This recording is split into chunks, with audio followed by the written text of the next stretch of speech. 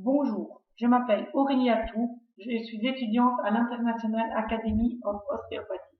Je vais vous présenter mon travail de fin d'études qui porte sur l'analyse d'une manipulation ostéopathique d'une vertèbre lombaire ayant subi une péridurale directement après un accouchement. Cette analyse portera sur 3 tests en relation avec l'orthopédie. Aujourd'hui, l'analgésie péridurale comme méthode de prise en charge de la douleur lors de l'accouchement se fait une place de choix dans les pays occidentaux. En Belgique, en 2009, la Wallonie évalue à 75% le nombre d'accouchements réalisés par voie basse ayant eu recours à cette méthode antalgique contre 66% en Flandre. La péridurale, qui est en réalité une technique d'anesthésie loco-régionale, présente certains avantages. Elle permet principalement de diminuer la douleur liée à l'accouchement tout en sauvegardant la participation active et consciente de la femme. De plus, les anesthésiques locaux utilisés traversent difficilement la barrière du placenta, ce qui n'a aucun retentissement direct sur l'état du fœtus à la naissance.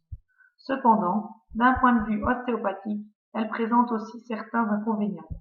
Cette technique reste tout d'abord un geste traumatisant.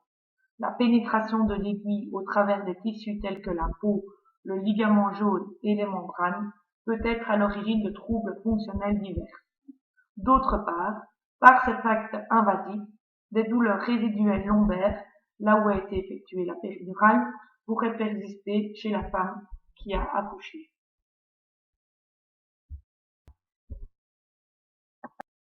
Revenons plus précisément sur ces inconvénients. La pénétration de l'aiguille nécessaire à la réalisation du péridurale entraîne un traumatisme lombaire.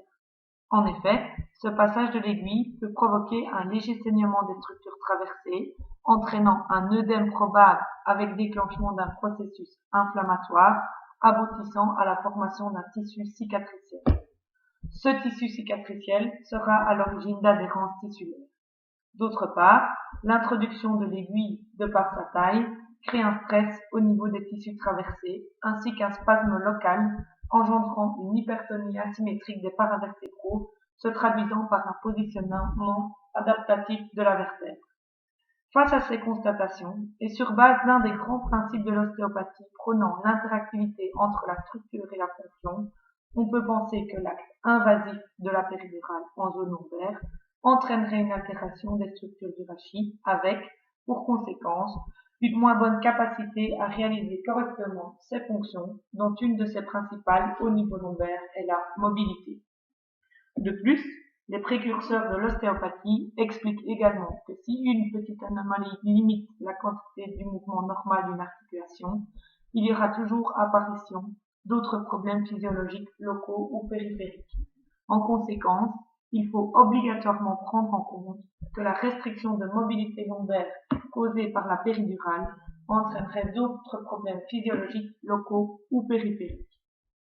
L'autre inconvénient majeur de la péridurale est que les femmes ayant bénéficié de cette anesthésie au cours de l'accouchement par voie basse se plaignent 2 fois plus souvent de lombalgie que celles qui n'en ont pas bénéficié. Il a donc paru judicieux d'effectuer une étude expérimentale tendant à démontrer l'efficacité d'une manipulation lombaire dans la zone d'une péridurale. Il sera intéressant de voir si cette manipulation permettra une amélioration de la mobilité lombaire ainsi qu'une diminution de la douleur postpartum au point de la réalisation de cette péridurale.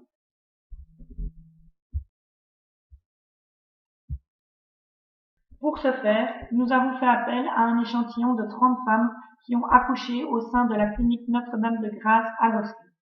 C'est sur base d'une demande médicale de traitement ostéopathique pour lombalgie à l'endroit de la péridurale qu'elles ont été sélectionnées. Toutes ont été informées de l'objectif de l'étude et ont été invitées à signer le document Patient Consent Form validant leur accord pour une utilisation strictement scientifique de leurs données personnelles. Les critères d'inclusion étaient les suivants. Être une femme d'au moins 18 ans, ayant accouché par voie basse avec un recours à la péridurale pour une grossesse unipare, souffrant de douleurs lombaires en postpartum. Pour des raisons de sécurité, quelques critères d'exclusion ont aussi été instaurés. Premièrement, aucune patiente présentant des symptômes liés à une contre-indication générale de manipulation ostéopathique n'a été inclus dans l'étude expérimentale.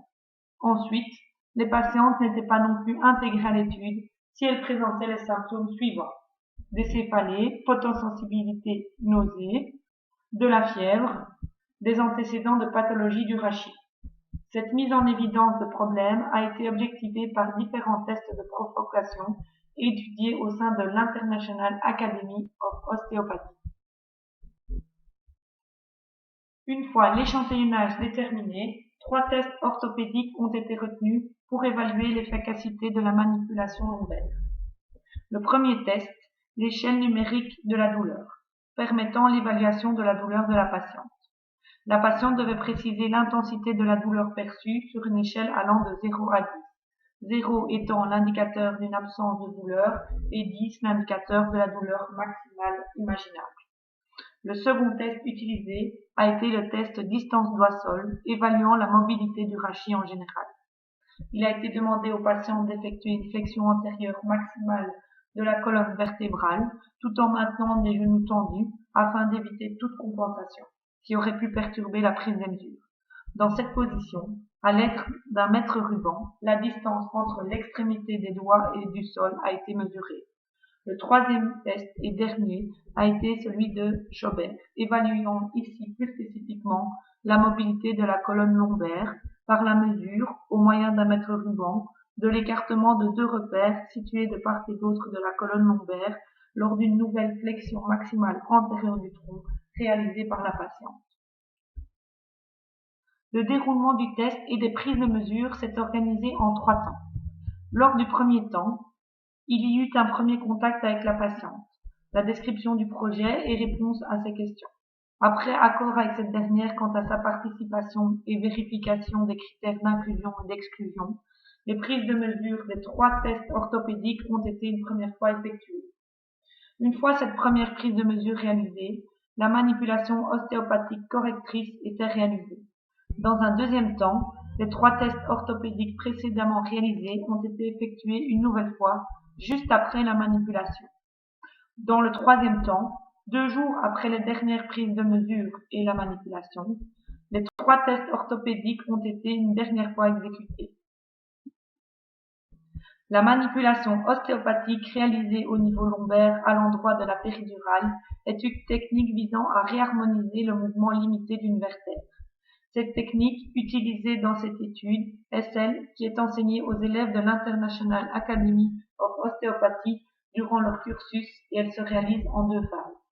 La première consiste à l'analyse de la perte de mobilité et la définition de la lésion ostéo-articulaire au niveau d'une vertèbre ou sous-jacente à la péridurale.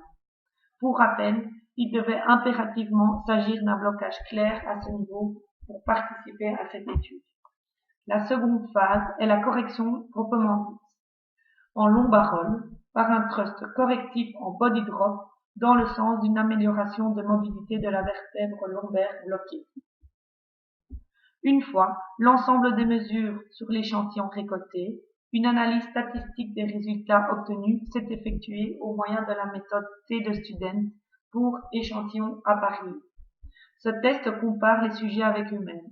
Il permet de voir si oui ou non une intervention peut amener une différence significative, c'est-à-dire, dans notre étude, une différence de résultat de l'échantillon aux 3 tests non due au hasard, mais plutôt due au traitement proposé. Il conviendra que, pour considérer une différence significative, la p-valeur dans les tests statistiques effectués sera égale ou inférieure à 0,05. Pour toute différence non significative, la p-valeur sera supérieure à 0,05.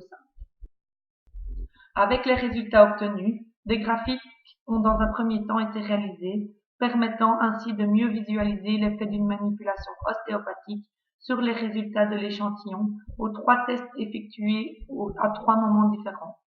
Pour rappel, le temps 1 correspond aux prises de mesure avant la manipulation. Le temps 2 correspond aux prises de mesure directement après la manipulation et le temps 3 est celui des prises de mesure 48 heures après la manipulation correctrice. Concernant les tests d'échelle numérique de la douleur, évaluant la douleur ressentie par la patiente, ainsi que pour le test distance doigt-sol, évaluant lui la mobilité lombaire générale, il est clair que les courbes des moyennes descendent dans le temps. Tout d'abord, pour le test de la douleur, cela signifie que la douleur diminue au fil du temps. Pour le test distance doigt-sol, cela signifie que la mobilité générale du rachis s'améliore au fil du temps, étant donné que la distance entre les doigts et le sol diminue avec le temps. Pour le test de Schober, évaluant la mobilité spécifique du rachis lombaire, l'inverse est observé.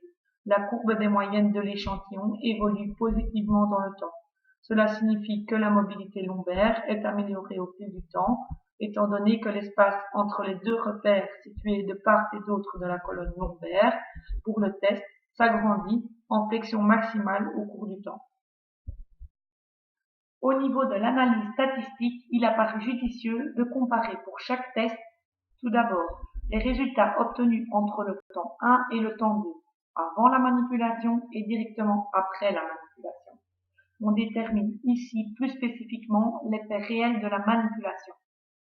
Ont été comparés ensuite les résultats obtenus entre le temps 2 et le temps 3, directement après la manipulation et 48 heures après la manipulation.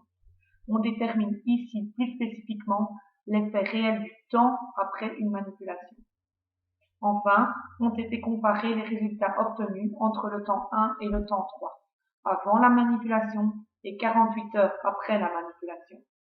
On détermine ici plus généralement l'effet de la manipulation correctrice et l'effet du temps après la manipulation correctrice effectuée sur l'échantillon. Pour chaque comparaison de résultats, les tests statistiques ont révélé une différence significative.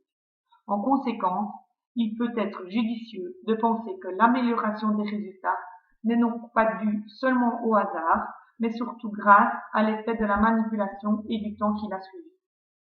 Au terme de cette étude, les résultats obtenus invitent à la discussion. Toutes les mesures des 3 tests orthopédiques utilisés dans ce travail vont dans le sens d'une amélioration de la sensation de douleur et de la mobilité lombaire après le traitement. Ces améliorations sont qualifiées comme statistiquement significatives autant pour les mesures prises juste après la manipulation que pour celles réalisées 48 heures après. Le premier point fort de ces résultats est que le traitement ostéopathique effectué permet un résultat immédiat sur la mobilité et sur la sensation de douleur de la patiente.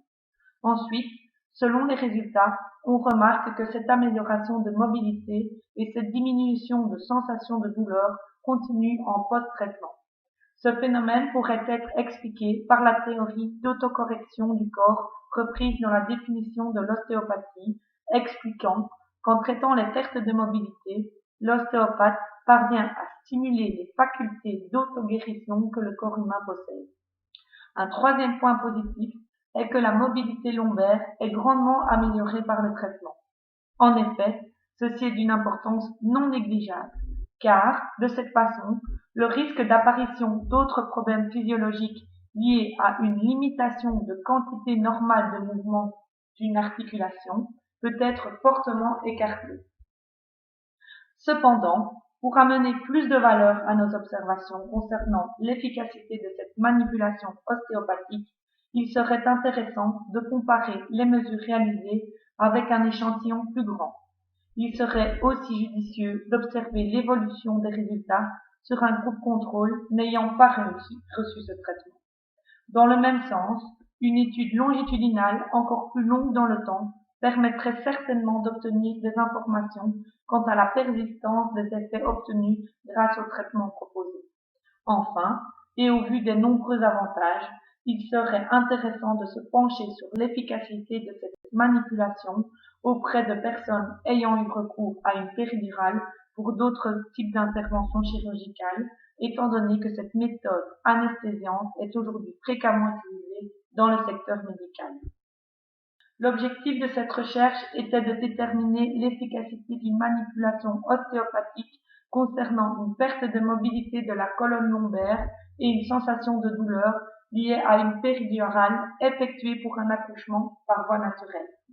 L'interprétation des résultats démontre que la mobilité lombaire ainsi que la douleur ressentie se trouvent améliorées de manière significative par la manipulation utilisée dans cette étude.